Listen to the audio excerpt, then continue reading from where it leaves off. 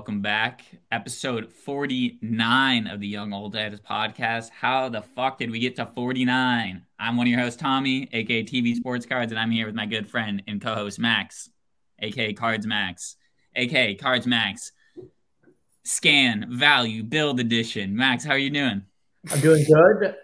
Episode 49, we're halfway to 100, and that's just going to be the running shtick that we have, and not halfway to a year. And I'm glad that we have a guest on today's episode.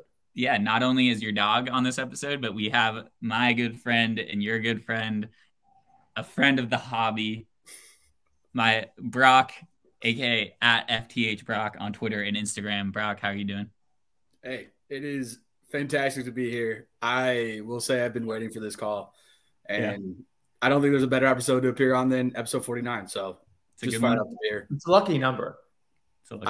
I've never heard that, but all right. It's a lucky number. If you add 4 and 9 together, you get 13. There you go. Well, Brock. Is it a prime number? Yeah, it is. It is prime number. Or 49 isn't prime, 13 is.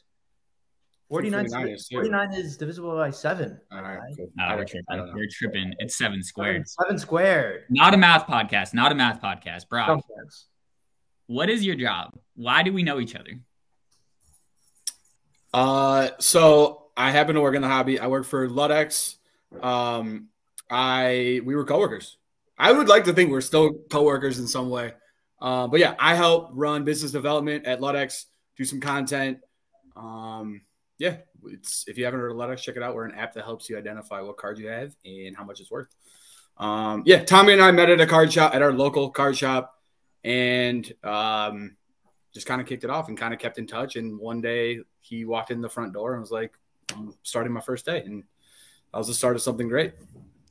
Brock was my boss at Ludex for a little bit before. No one, as Brock knows, no one really manages me. I'm out here. I do random shit like start this podcast. Sounds like an unhireable loose cannon. Yeah. But which is a title I'm usually familiar with. I wouldn't expect you to be. Well, Brock, you've been a character in many stories that have been told on the Young Old Heads podcast, and I'm glad to finally have you on to talk all things how you got started in the hobby, working and like just collecting in general, and like me and you have been traveling all around the world, all around the country. Feels like the world sometimes. And I know, Max, you have a lot of questions about probably how shit would go down on a day-to-day basis. But Brock, can you give everyone who comes on the Young Old Heads podcast is a card collector. Everyone knows that. But can you tell us the genesis? How did FTH Brock become FTH Brock? Always loved cards. I was huge into basketball growing up. So Kobe, MJ, Allen Iverson, that was kind of the start of like what I was collecting. Topps Chrome. Always loved that. And then the other side, Magic. I grew up playing Magic tournaments until I was like 13. So I had this like weird. What'd you say? How old are you now? 31. Okay, so that would pin you as like what, 90s playing Magic? That's correct, brother. Yeah, okay, 90s not a podcast. Yeah. Well, also what I think now that I'm a collector of more sports, looking back, there's no like TCG sport, like there's no synergy, at least not in the world I was in, because I was going to gaming stores and then like one local hobby shop, so those worlds were completely separate. But yeah, basketball. That's all I collected. I would trade with my friends. I would take Pokemon cards and trade for basketball cards.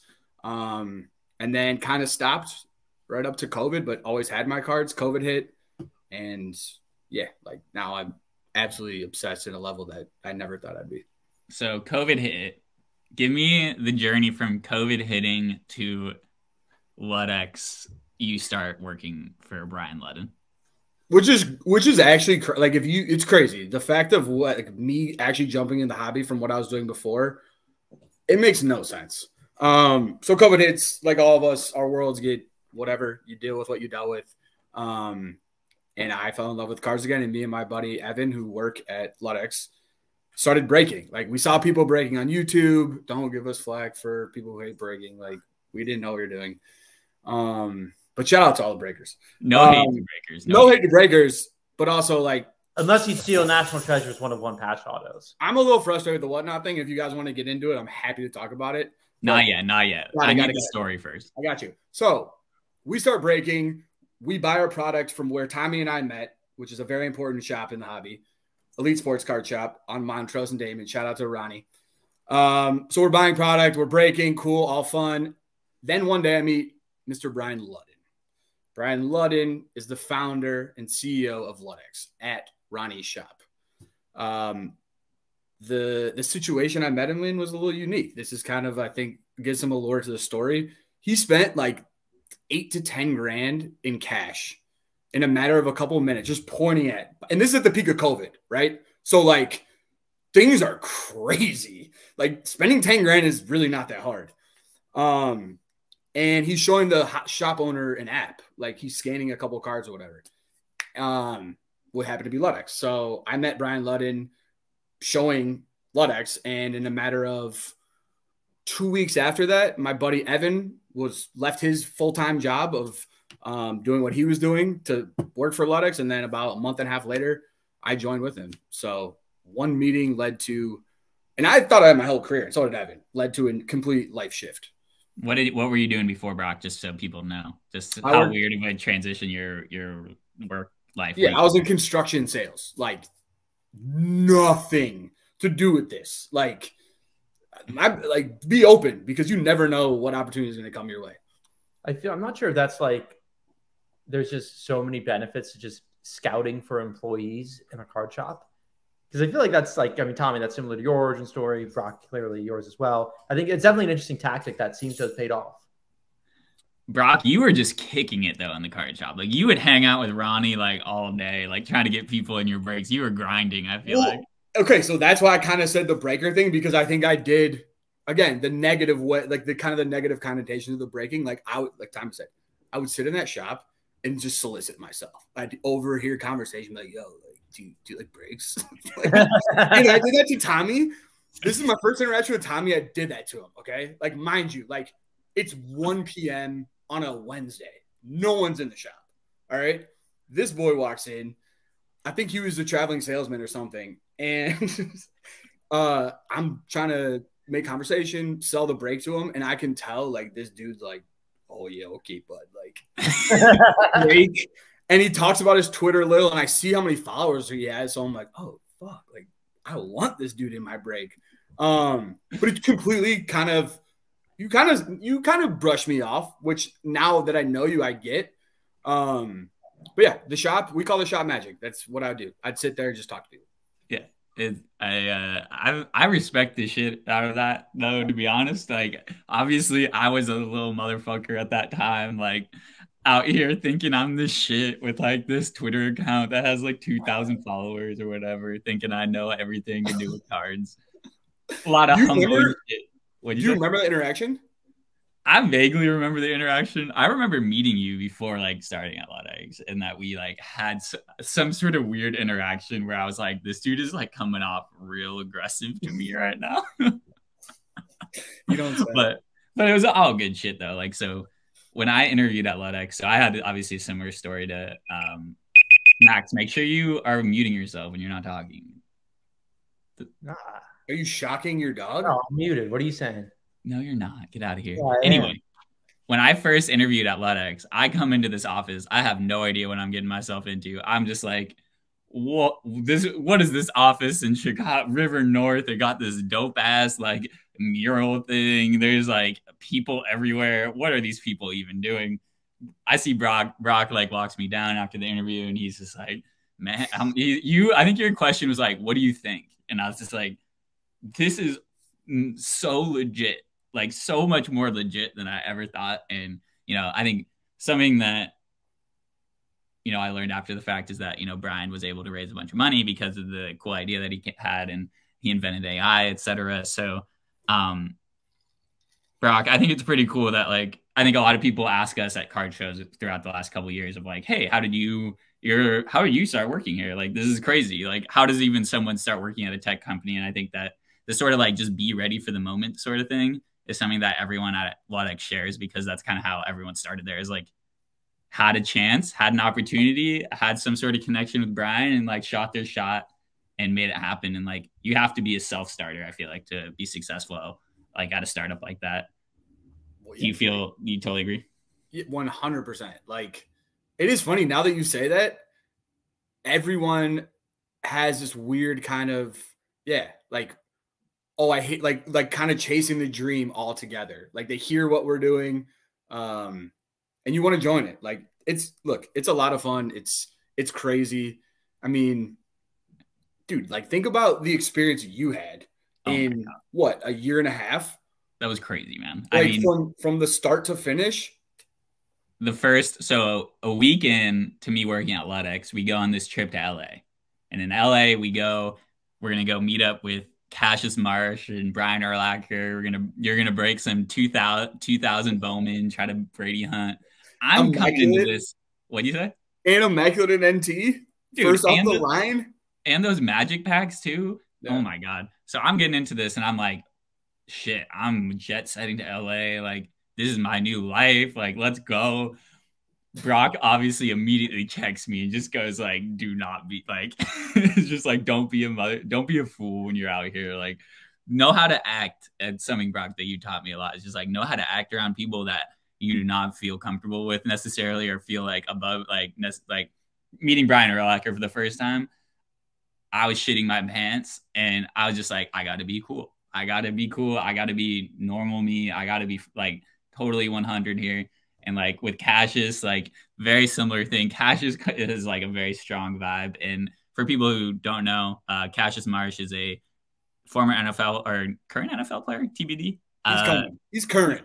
He's current and a big Magic the Gathering influencer and player. And he was also an investor / partner in Ludex. So Brian Urlacher was an investor in Ludex. So we were going to LA to meet up with these guys, shoot some content. And I'm just like, man, I could not have been luckier in my life to end up in this situation where I'm flying to LA.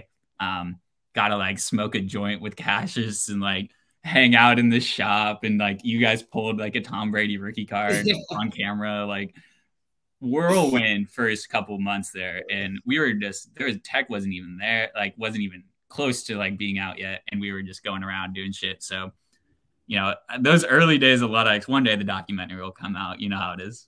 Dude, that's actually crazy to think about, that being so early on. Like, you're right. Like, we just kind of had to. Things are happening so fast with what we're doing that I feel thankful that we get thrown in these situations. And I don't know, man. You just got to play it cool. Like, bro, me and Evan are doing a break. Mind you, for like people listening, I grew up a Bears fan with Brian Urlacher. Like, that was my hero. He was on my wall.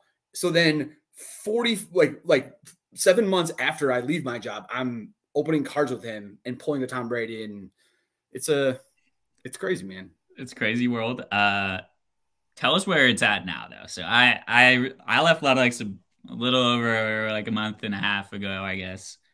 What's going on now? Like, what we started pre-launch before the app was even out there. Where's the tech at now? What's going on? Well, I just want to start by saying, as soon as you left, the success just took off. That makes sense. Like, things really changed when you left. No, we miss Tommy so much. No, so where we're at right now. So have you talked about like the app at all on the show? Yeah, no, people know. I talked about it, especially when I think we went free. I did a big thing about it. Okay. So again, it's AI technology to help identify what the card is. We're at a point now with our tech where some pretty cool things are rolling out. So there is a free version and there is a paid for version. So if those who don't want to pay, jump on there. We're pulling pricing right now from eBay, which is only going to get enhanced. So we're going to be showing a lot more comps. Right now, it's only showing a sold price, but we're going to be showing auction pricing. And I can't necessarily disclose everything, but the idea is Ludex is your one-stop shop for pricing. I don't know if I can say this. No, you're good. You don't got to say everything. Just say what the idea. Like, where is it going? Like, it's going to be a one-stop shop. Yeah, where it's going is Ludex and I talked about this with a hobby shop today. I think this is actually an important discussion. I was in a hobby shop. They're arguing over buying a collection. One dude was looking at 130 point. The other dude was looking at like alt. And right there, it's like you both are starting from two different spots, right? The starting point is different, which is going to make meeting here, especially at a high level, very, very challenging. So I think a big need in the hobby is a reliable tool that we all can kind of start at, where all the pricing is in one spot. So we're not pulling up all this different shit. We're looking at the same comps. We're in the same place. So the goal of Ludex is to help identify what you have, tell you what it's worth, and then help you sell it and track it and tell you, or help you understand whether it's right to sell. We just want to be a vehicle to help you collect and make it easier, more fun, and do it better and help new collectors not like get screwed over. Really, that's the goal. Yeah, I think I'm glad you. That's a really. It's like almost you're like a salesperson or something for Ludex, like with the way that you have that down. That's true. Yeah, I just thought of that. No, but yeah, I think that there is a reason why I loved working at Ludex, and it was because not only the people, obviously, but the vision is so cool, like of like what this technology can be used for, like the fact that it can pick up the difference between like a prism refractor versus an X refractor is like insane. Like I know something that me and Max talk a lot about is just like quantity of parallels, different sets, not knowing. I know Max uses your set a lot, or uses Ludex for like older archive sets where you're like, who the fuck knows what set this is coming from? Like base cards that are like, I don't even know where to start looking up what this card is. So we are always talking about that, and what Ludex and what me and you worked on, that without getting too far into it, is just like the database of cards and like how many fucking cards are out there, how ridiculous it is, how like unlikely it is to grow this sort of industry without more tools that newcomers can use to get into it. That's kind of like what always got me excited about Ludex, is like, this is a tool that is going to be something that can increase the ceiling of the hobby, but also the floor. Like both ways, it's like, it can become much more if there's more people are able to get into it. It's the same sort of idea as like Robinhood for investing or something. Like make it easier to make it invest, more people will invest, etc. Yeah. The ceiling is the roof, and there is no roof. So I think this is a good question potentially for you guys, because I do think there's, I don't know, like I think people who are deep in the hobby, especially like Max here, buying all the time. How often are you relying on tech or an app? And do you see the need for that progressing, or is there a level where like it's kind of in your head and you want to navigate yourself? It goes to when I'm buying, I really rely on, I think tech is necessary because you have to see sold values. But I mean, for the context of this, this conversation, I don't really rely on like in the innovation of tech, because if I have card ladder, or if I have 130 point of Terra Peak or whatever, it's all the same number at the end of the day. The only difference is how fast I can access that number and that knowledge, and how practical that is in that context. For me, most relevantly, the innovation in tech is mostly needed in the listing and the selling. And because time is money, identifying cards is laborious sometimes. And if there's an app that processes that, or if there's a database that processes that, then that takes up less time. Because really when I'm identifying something, whether I want to buy it or not, even less so in the context of collections, or if I'm looking at singles, I just have to find the single, find what I have to sell it for, and try to give myself enough room. When I'm actually listing it, that's when I am in my CSV, typing out the title, typing out the specs, making sure my image is properly in, and that is a bit arduous sometimes. Yeah, that's where like I think, Brock, we talk a lot about like how Ludex can be an app for different levels of collectors. Like for someone who's really deep in it, like Max, it's much more about the efficiency of listing and like checking comps. But for someone who's new, it's more about like, oh, you're actually telling me what this card is, and I'm not going on eBay and seeing like a $20,000 listing for a 1990 base Donruss card or something, and thinking that I have $20,000. And that was an issue that we kind of worked through at the beginning of it and stuff. But Even when sorry. Good. Oh, I'm just jumping off of that. Even when I'm identifying stuff, usually the tipping point for me to list something on eBay is $5 or under. And if I see a random 90s insert that I've never heard of before, just doing the quick scan and seeing, okay, there's 3 listed for $3, pass, put that in the pile. I don't even have to worry about knowing the set number or the parallel or even the correct spelling of the player or whatever it may be. So can I ask one question? Because yeah. this, I think, transitions into something. You mentioned something, a player you don't know or a particular card you don't know. Are you guys comfortable with tech being the teacher, like helping you understand what that card is? Because the feedback I got today, I was at a sports card shop. They want to sell Magic and Pokemon cards. They don't know anything about it. So an app like ours allows them to see what they're buying. It gives them a starting point, which then now creates curiosity. Now they're more open to buying Pokemon cards. I guess my question is like, will the tech then kind of propel or expand and help you learn? And then now, like, you're going to, I don't know, like collect Pokemon cards or buy Magic cards? No, but only because the tech isn't good enough right now. So no with an asterisk. Usually there's misidentifying. There's just one long string of text of what the card is.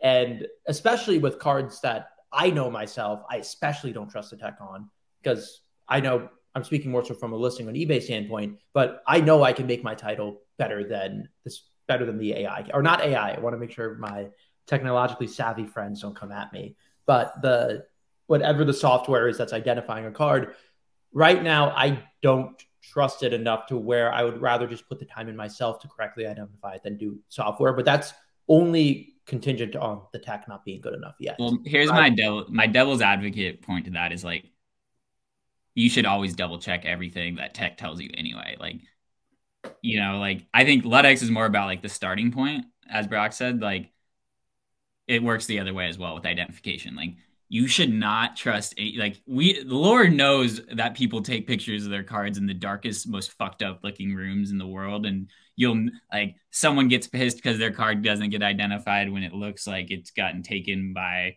you know, a small child who's holding a phone for the first time. And like, everyone has these expectations for tech where it should be 100% accuracy, and like, why are you even out if it's not 100% accurate? And that always pissed me off, because you should never trust anything like that 100%. It's more about the efficiency thing. And like, if it gets a 9 out of 10 right and you have to look up 1, that's still 9 cards that you had to do half as much work for. You know, it's like, you got to think about the wins, not as much about the L's. Exactly. And I understand tech has to do, the point of tech is to be the bridge and to get you 90% of the way there. And then you proofread and you edit and then you do the remaining 10%.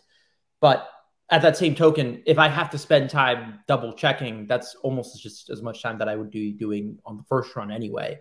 And making sure that making sure that it's right. Well, the only difference is just filled in a field. And especially relevant with comping stuff, more so with how I'm listing items, not sales history, because sales history is concrete and it happened or it didn't, with the exception of those weird eBay best offers where it says displayed at full, bought at $200, but it was actually bought at $130. Hopefully you guys know what I'm talking about. I know what you're talking about. Yeah, perfect. But so that's concrete sales data, and that just is dependent on the API. But when I'm listing things, it's like, I need to know if the lowest available is $7 or $3. And that might seem like a tiny difference, but that is the difference between me putting in the time to list something or not. And that's something that I do myself entirely because maybe I don't value my time enough, which is why I try to do this in a very time-friendly fashion. But if I'm listing something and I am either not the lowest listed or I think I can be listed a little bit higher and I'm not, then that's poor use of my time. So it really is contingent on the tech being good. So it's a no with an asterisk that can definitely become a yes. Can I one closing pitch on Ludex? So what excites me about what we're doing is what you guys are talking about, right? Every tool essentially that's out there that people are utilizing, most of them, there's another check you're doing to make sure the information you're looking at is correct. So I think if Ludex has the ability to make it so you're only making one stop and that's where all this information, and you trust through time and credibility and accuracy that it's all there, I think that's the pinnacle of success for us, is taking all these different tools and sites that people are on, making it manageable and digestible and accurate, most importantly. And if that's what we're trying to do, like that's our mission statement. This is a massive, massive lift, but if we can do that, I think that's like the game. And I think the biggest flaw is that most of the other companies that are out there either turn a blind eye to the flaws or don't even acknowledge them. And here's my 2 cents before I. So I'm rooting for Ludex, and I hope you guys break through because you guys are. No, you're giving the realistic perspective. Yeah. But even in general, real quick before I change the topic. As someone who's not formally employed by Ludex, I'm pro Ludex. Yeah, is like all these apps that are out there that are tracking values of cards are tracking the value of the top cards, the cards that are traded the most, the cards that people, talk about the most, whatever. Those are the cards that those people are tracking. That's maybe, 0.1%, half a percentage of all time cards. That's being generous, knowing how many cards have been made in existence. Ludex is going for the whole fucking pie of cards of like, we are not satisfied with only being able to identify modern cards or only vintage cards. The goal is to be able to identify and value every single card regardless of how many sales have happened on that card, which is an extremely, extremely ambitious goal. And we can go back and forth forever about progress and whatever, but that in and of itself is something that no other company is doing, and is something that, like, I don't know, I get fired up about that. Yeah. And well said. Max, and then I'm changing the topic. Yeah, change the subject. Oh, okay. Well, say your piece. I'll say one last thing that is it's your show. Is that you're the guest. Make yourself at home. I will. Or I guess like when I'm scanning a card, something that would be useful to me is immediately seeing, hey, is this a parallel which is relevant or the unnumbered parallels, or is this a variation? Because I even had the debacle a few months ago where I had this 2013, Mariano Rivera card. And I know a little bit about 2013 Topps Chrome. I know the short prints go for crazy money, and I know there's not many of them. And I know the resources on digging them out is a little bit hard to find. But my Mariano Rivera card was ultimately not a short print. But even if it's okay, if I have the short print, even just like a notice saying, oh, hey, this is a variation, and it's able to distinguish itself, that obviously knowing the checklist that, oh, this is not just a base card, or this is a variant, or this is a parallel, or case hit, or whatever the adjective to describe it is, that's useful though. Yep, for sure. One thing, Brock, that me and you have done a lot of in the last couple of years is go to card shows. And, when I've been asked since leaving Ludex about like, hey, are you ever considering going back into the card world? I'm like, I have a specific area of the card world that interests me the most. And I see like as the part that excites me the most as just like a human, is the like in-person events. And me and you have had a lot of conversations about how they can be improved, what aspects of it are cool. Can you just give me your thought on cards? Like, you've been to a lot of card shows. What are some of the like things that you see as like areas of improvement versus like things that can be left alone? Yeah. So the things that card shows do well, I think when they stick to being a card show and I think in a lot of ways, like, whatever, this is life, like the simpler, the better. And I think we've been to some really, really cool shows where they try to do the whole spectacle. They have crazy guests. They do the talk. It looks all nice. It looks super expensive. It's costly for dealers and people to get there. But it ultimately, it just doesn't feel genuine. And for me personally, as a collector, and someone who I feel like when a show is executed well, it's like the vibe in the room. When you can feel that people are happy, people are buying, people feel welcome, and there aren't dealers who are shooing people away and being kind of like assholey. I think the more like an example would be like more of the regional shows, like a Shipshawana show, the Ludex card show. I really enjoy stuff like that. I think a lot of like the regional shows, if you're a new collector, or even if you're an advanced collector, you would agree. It's helpful because you get to talk to the dealers. You get to learn from people. They spend a little extra time working with you on pricing. Going through dollar bins is something I love. When you're at huge shows, unless you're one of the vendors or you get there early or you know who to go to, you're not going to find the best stuff. So I think the best of a show is a smaller to medium size and something like a little more grassroots that's more dealer collector focused. So something that like is the wave that we kind of experience the most in card shows is like this development of the trade night, the kind of mystique around trade night. Something me and Max have talked about a little bit, not a ton, about the bleaker ones where it's like, is it a card event? Is it not a card event? Like the nature of what trade nights are. I know Max has had like deals sometimes where he has to like tell like a drunk person that the deal that they think they're getting is not as great as it is, or vice versa. Accidentally misidentifying a PSA 9 for a PSA 10. Yep. So I think that trade nights can be super cool, are not quite as cool as maybe they claim to be. I think an issue I have with trade nights is that a lot of times they become an extension of the show, where it's just like the show's open another 3 hours or something. And I crave a different experience than that. What is your idea, Brock, with like trade nights and stuff? What do you see happening there? I'm not a trade night guy. Like that's not my side of the business. I think Max would I'd like to hear Max's take, because I feel like he probably has a completely different take. I think if I was incentivized to network and go sell cards and grind, probably would have fun. You probably figure it out. Like Max always seems like he's having a really good time there. But yeah, like it's different. For me, like if I were to do a trade night, and we've talked about this, Tommy, like it's a kickback. Like it's at a food place, or it's a place where like the vibe is like people are talking, like kind of an LCS vibe, but maybe a little more like transactional, I guess. Get the whole trade night. I'm not a hater. Like that's the new wave. Not my thing. Yeah, that's my take. Try not to be biased or make my opinion as objective as possible. But again, I don't know why I would have bias. It's not like I host trade nights. But their trade nights are really good in terms of being able to socialize with others, and it makes it social, and it makes it so that you can acquiesce with so many different people.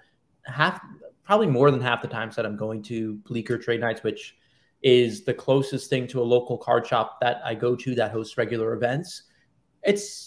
I'm taking a train into the city. I hope maybe a deal I do pays for the ticket to, the train tickets. And I'm mostly just, not to say networking, that's a little bit too pragmatic, but I'm enjoying and I'm socializing with other dealers in the New York, New Jersey, New York City, New York, New Jersey, Long Island area. And I see value in that. And that's important value to me as a collector.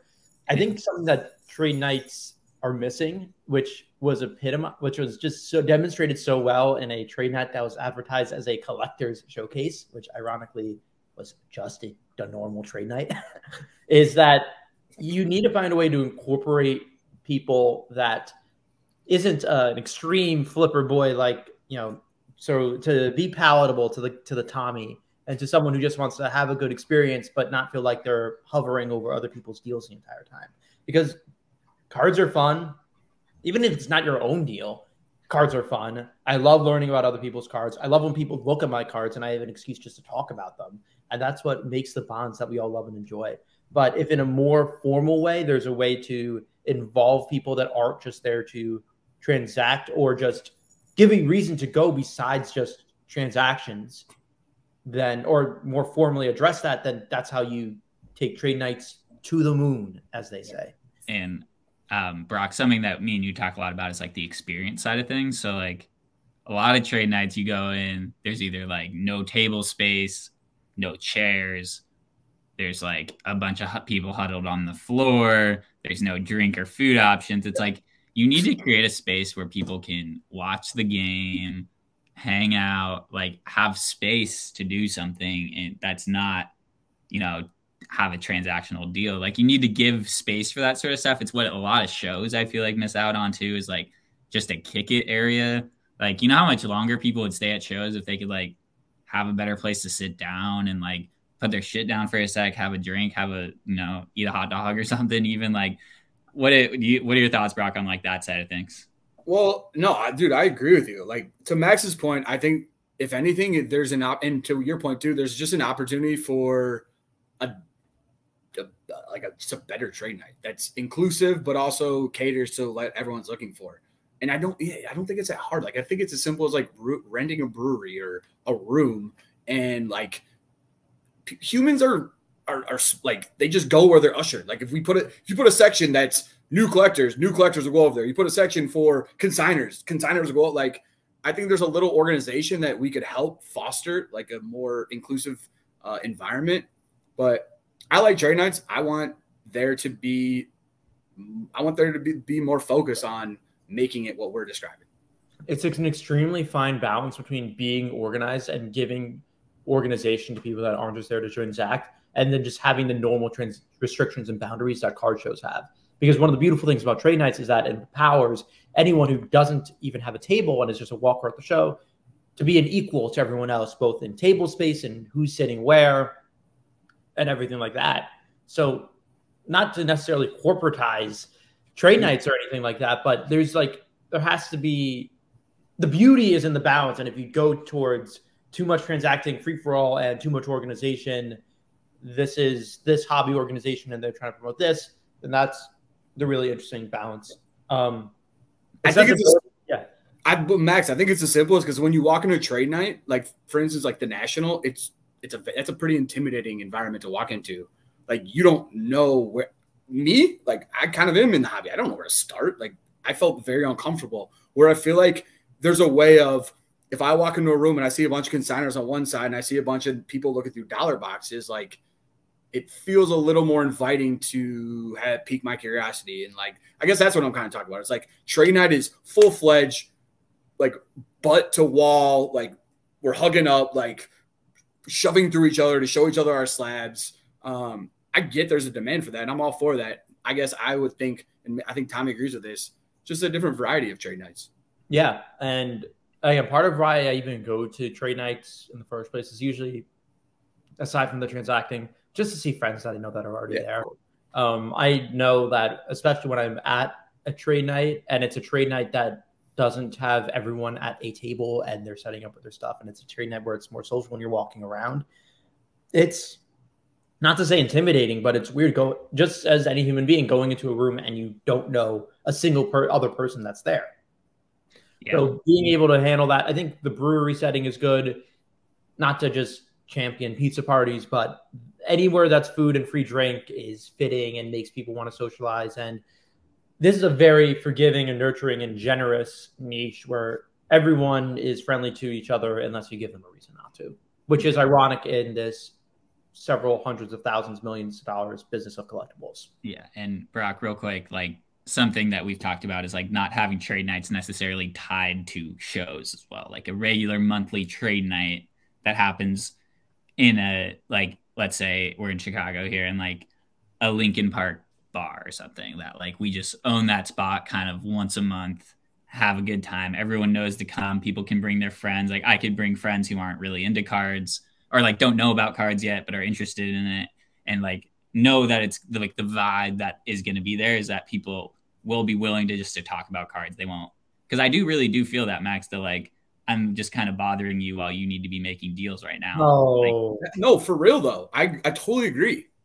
Yeah. And like, but again, I've also had issues where I'm trying to poke the stick and get a few of my friends that are, I think I told you, I had a friend who is actively going on to Whatnot breaks every 2 to 3 nights and just rolling the dice and spending a few budgets.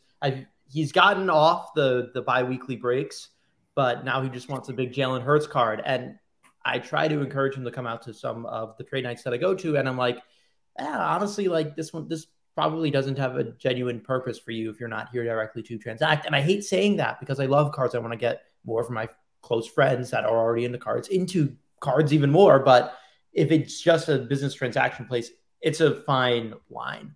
The show trade nights are great for shows and for transacting, and that has its niche. But in order to cultivate a better hobby environment, having the regional area trade nights only help everyone. I think Max, I'm glad you brought up that friend of yours because that really is like the main point. I feel like, Brock, that like was the genesis of this idea. It's like you don't have a place right now in the hobby to bring someone who's just interested to get them hooked. Mm-hmm. You know, like I try to bring.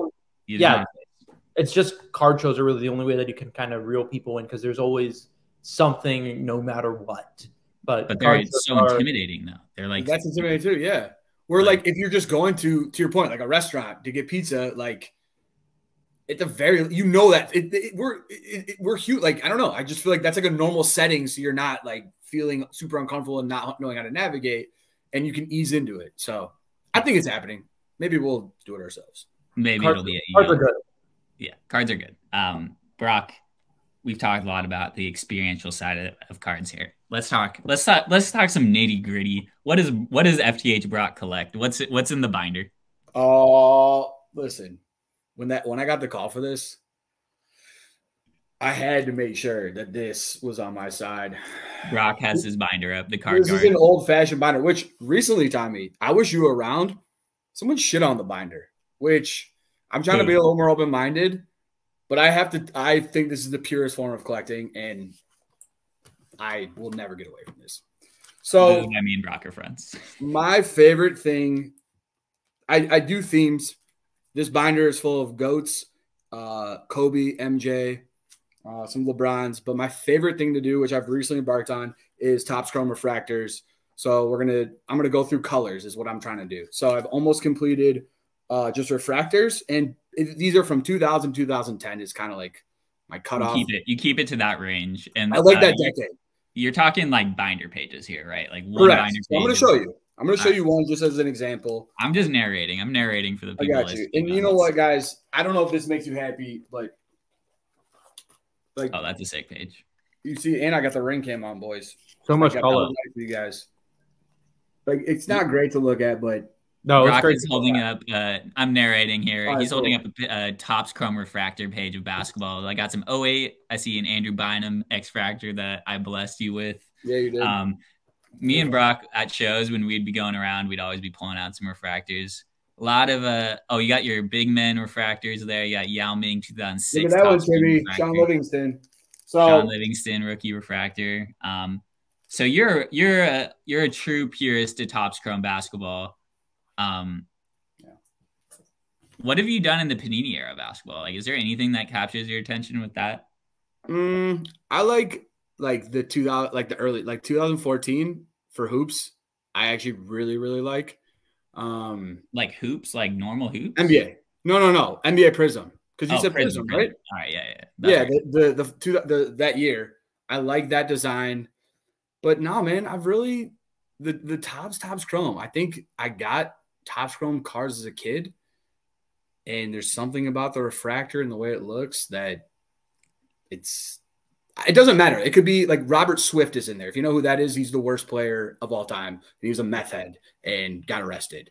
Like, it can be the worst player to the best player. That's how you know you love a card. It's just the look of it. So yeah, that's my the amount of times when we would be doing work and it would be like we'd be going through some sort of whatever database work. And you find a card and you're like, dude.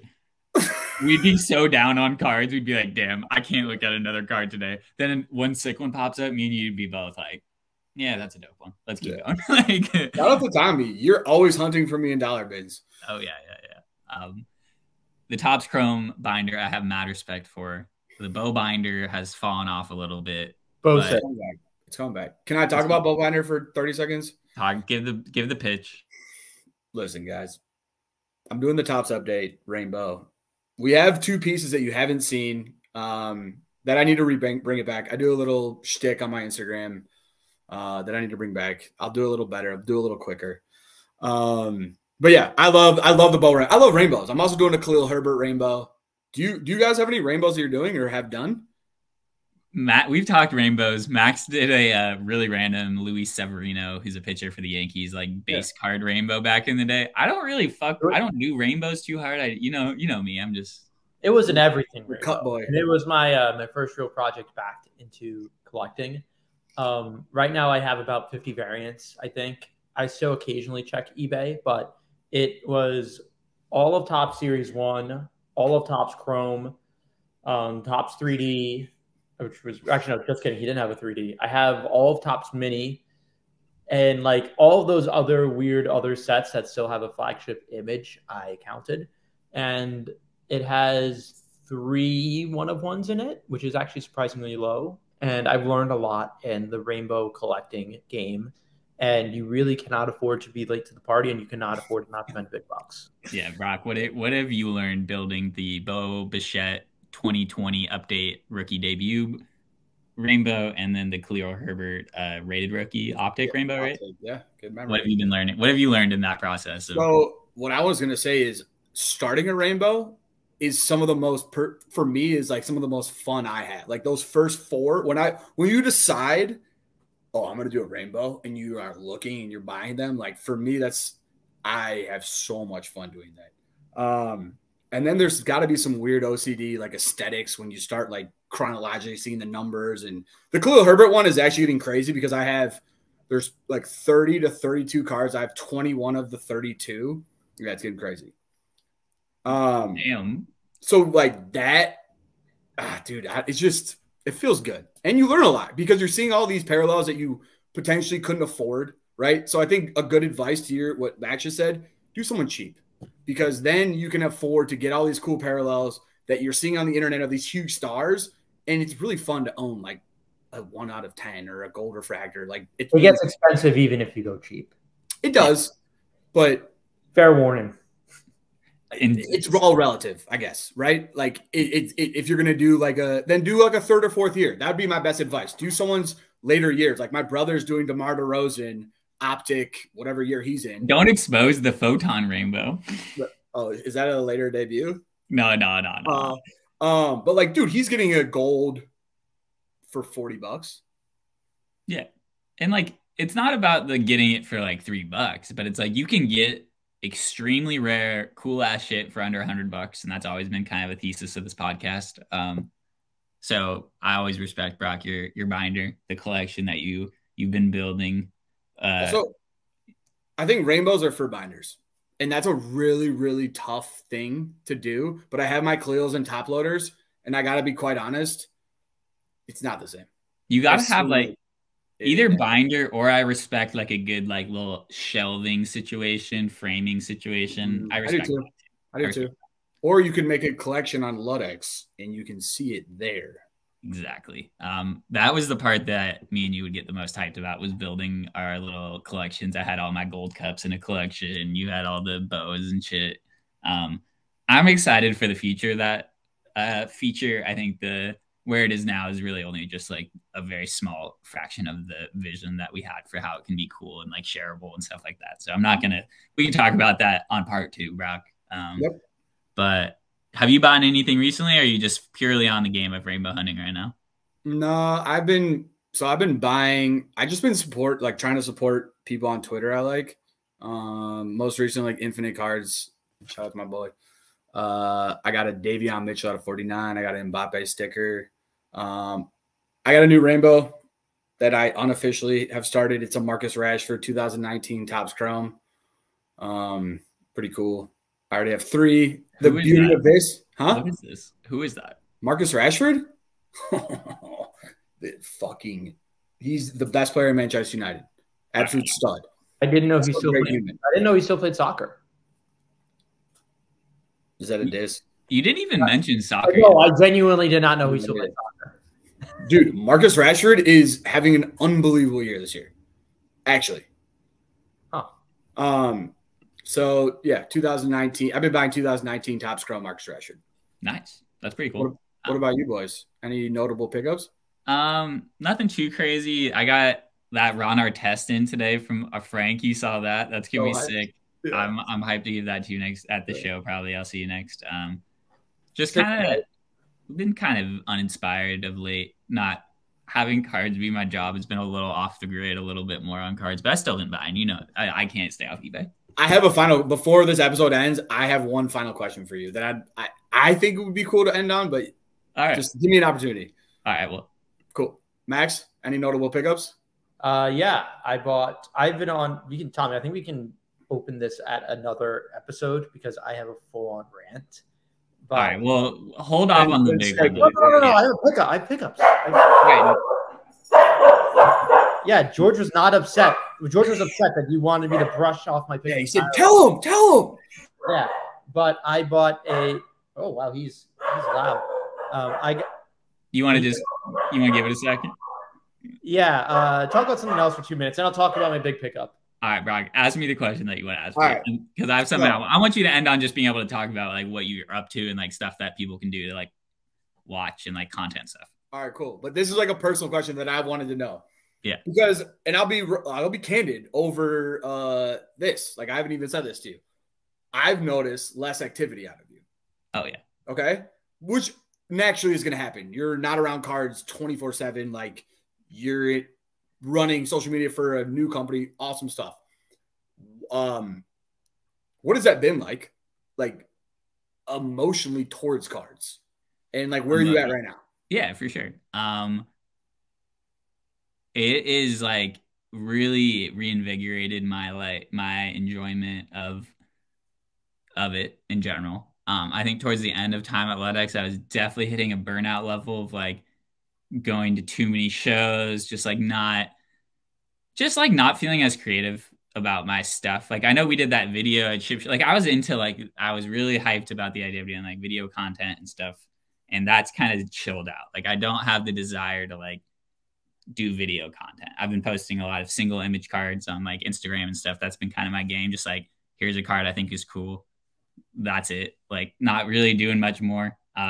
So I've been really just like going back to like the core card lover part, not as much the content side of things. Like obviously this podcast will never not be something that we're doing. And this is kind of my outlet for it in terms of like, I'll still talk my shit on the podcast about whatever. But in terms of like day-to-day cards, I'm much more just like, what are 3 cards I can appreciate today? And then I'll post one on Instagram or like, I'm not DMing people. I'm not quite as active like on the DMs and stuff as I used to be. So my apologies to everybody. If anyone is getting ghosted by me in the DMs right now, feel free to bump whatever. But like, I'm just like I feel like when I was at Ludex, it was like, I got to respond to all these DMs because all these people could, not to say that like my relationships are transactional in the hobby, but like, I did want to make sure that I was responding to everyone and not blowing anyone off because I didn't want anyone to think I was a dick or anything. And now I'm less care about that because it's like, I'm just here to have a good time and post some cards. And like the podcast is my outlet for content. But I'm just been busy, dude. I also like, I'm moving into my own place, Brock. Did not tell you that yet. So moving closer out your way. I'll tell you later. But like, I think I'm like kind of making all these plans for when I move where I'm like, all right, I'll have my own spot. I'll be able to like do dope shit with my cart, like do some cool displays. I want to start getting into like display content if I get back into videos, just like here's how I built or like here's my concept with this like whatever portrayal of cards or like this is like a history of cards, like a certain set, like some Greg Morris stuff. Yeah, some Greg Morris shit. That Greg Morris. I love you guys. Yeah, please. Trying so hard. And they got a yeah, like history of parallels and stuff, like just like the way that I collect visually, play around with how I like display it and stuff is something that I'm looking forward to doing more at my own place and having more space to do shit like that. But no, I mean, I love cards and I love making like card content. It's just like, it's nice to have something where I'm like, oh, I know after work I can go hang and like fuck around with my card or like I got a cool card coming in the mail. It's a little different when you're not doing cards every day. That's just like my 2 cents on that. Yeah, so it took the fun out of it to some degree. To some degree, like not a ton, but definitely a little bit. Not like a majority. Like I never had any like, oh, I'm gonna sell my collection type of thoughts. No, but not even close. Yeah, but dude, the reason I asked that is you came in, unlike everyone who worked at Ludex, none of us were in the hobby beforehand and weren't working with cards like you were every day. So I found it interesting and like I observe you, like I care about you. So like when I noticed that, I'm like, my thought was that, you know what, that probably makes sense of like, it was a job and with everything, like, yeah, there are extremes to it. So no, I think it's interesting and it's cool to see whatever you get older and realize, or not even realize, like learn like, fuck, like I can still do this and progress as an adult and do all these things in one. Yeah, it's awesome. Other people should look to that. I appreciate that. And now that I can't just scroll card Twitter all day and call it like research and development, that is also limiting my my ability to do shit for sure. I got work to do now. And not to say I wasn't doing work, but like your work was card. That was work. Yeah, it was work. Yeah. Brock, what was the question? Yeah, you were done. No, go Timmy. He asked me about if I what my relationship with cards has been like changing since stopping working at Ludex and like just like that whole concept. But Brock, I want to give you space here to talk about some of the content that you guys do at Ludex and like some of the cool shit you guys got in the works right now and like what you're excited about. Okay, cool. And then after that, I do want to talk about my pickup. Yeah, we got to give Matt. You want to give Max? Oh, I forgot we didn't get to the pickups. You want to close on the Brock note, or do you want me to talk about my big pickup? Yeah, go pickups first. Okay. Max pickups. Yeah, hit pickups. Yeah, I calmed the dog down, so now I can talk about it. I bought another Thai Cobb Red. And you got what? Thai Cobb? I bought another Thai Cobb Red. Wow. What is it? PSA 1.5. It is a Tolstoy back, which is one of the rarer backs. What does that mean? There are only 34 Tolstoys in the entire PSA population. It's the gold refractor of backs. Cool. Honestly, that's like it's like a mid but above average back. It's not a super fractor back, but like there's Piedmont and there's Sweet Caporals are the most commons, and then there's there's Polar Bear, which is like relatively a little bit more common. Then there's like Sovereign, and I think Tolstoy's maybe up there a little bit higher, but it's crazy. But I don't know those words. Yeah, no, I'm just doing a bunch of words together. But this was an interesting dilemma in that these rarely come up for sale, and there's actually another Thai Cobb Tolstoy back available on March 26th, and I bought mine this past week. So yeah, so I'll just talk this few real quick. There was an SGC 6, which was the highest graded ever on December 4th, 2022. And then there was another 2022 sale. So I guess like on average, there's like 2 Tolstoys of any grade that sell publicly per year. And the most recent, I bought mine at Robert Edwards auction this past weekend for like $5,600. It's a public sale.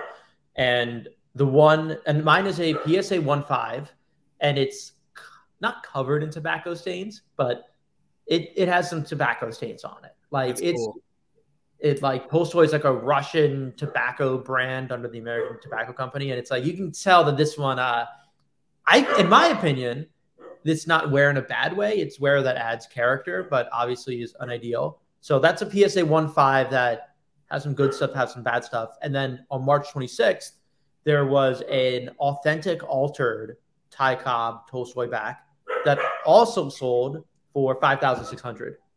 It obviously looks a little bit better, looks a lot better, but it's either trimmed or there's color added to it. It presents phenomenally, but it provided me the dilemma of when I'm bidding up this 1.5, would I rather have the 1.5 or would I rather have the authentic altered? And for me, no matter what, I'd rather have the numerically graded copy.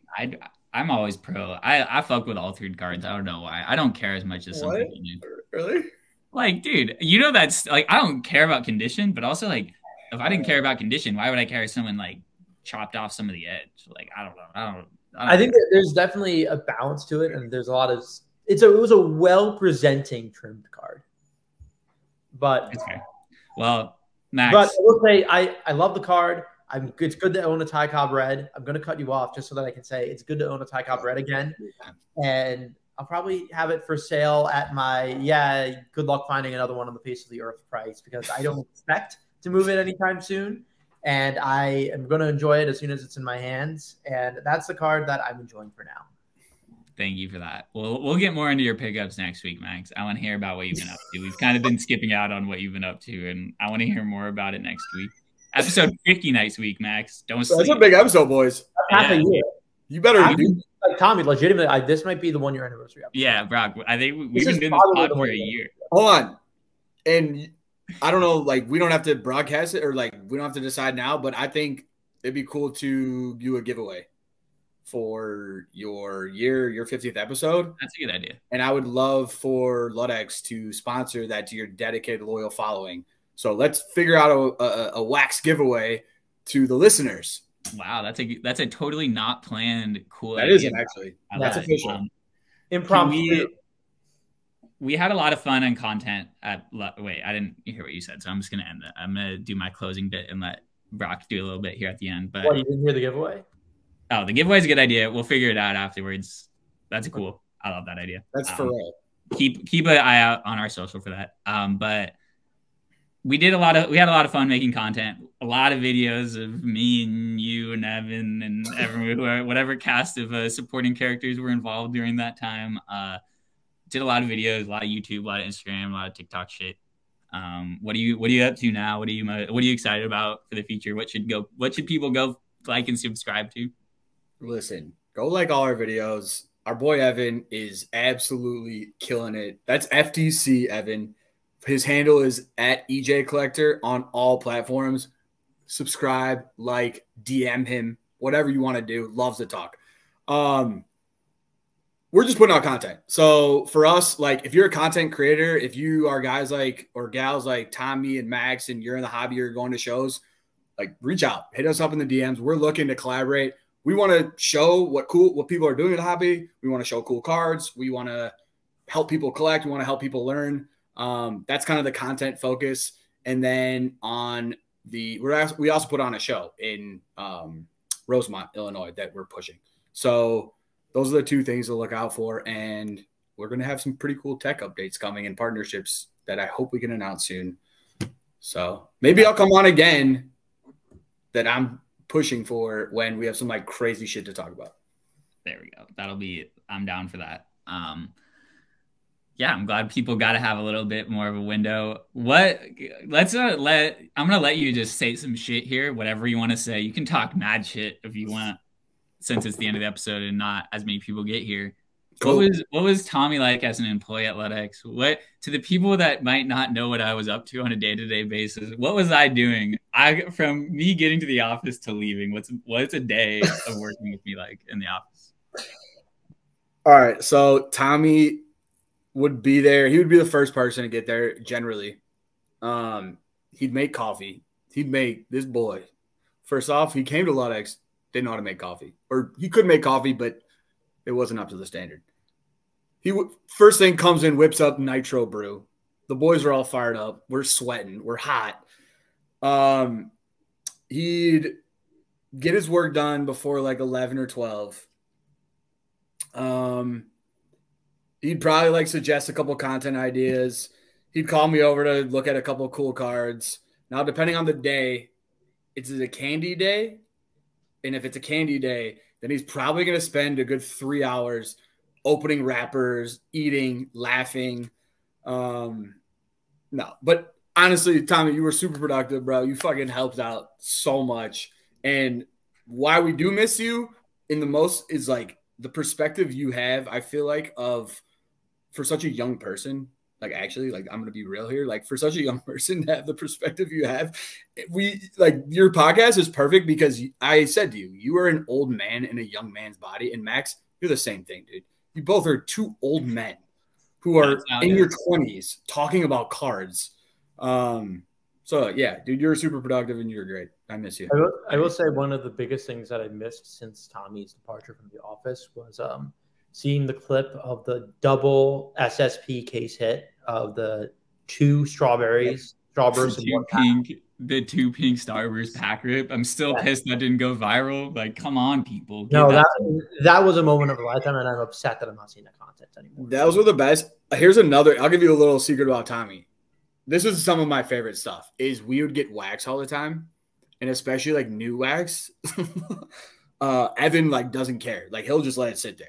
I'm more like Tommy, where that guy, like, come on, let's rip it. So, like, wax would just sit there, and you would see this kid, like, fucking, like his brain, like, circuits going off of, like, why is this not getting ripped? So I miss that. I miss the agitation of him not getting to rip wax right away. Yeah, that was always tough, especially if it was like, oh man, I hated that. So Beef would walk in with like a whole bag from Walmart, and it would be like, oh, we can't rip this yet. But there was times where we'd be ripping packs before like 9 a.m. some days, like never sleep. Jeez, that's like day drinking. Yeah, it is. That was good, Max. I'm glad we're having these little raps here at the end. All right. Any last words, Brock, before we sign off and do a little recap after? Download the app. Love these boys. Follow. What does FTH stand for the people? For the hobby. For the hobby, Brock. Not that I feel like I am the hobby. I want to be for the hobby. So FTH. A giver. Be FTH, and that's Yeah. how we're gonna. Yeah, just I don't know. Collect cards, be nice to each other, follow this podcast. Simple.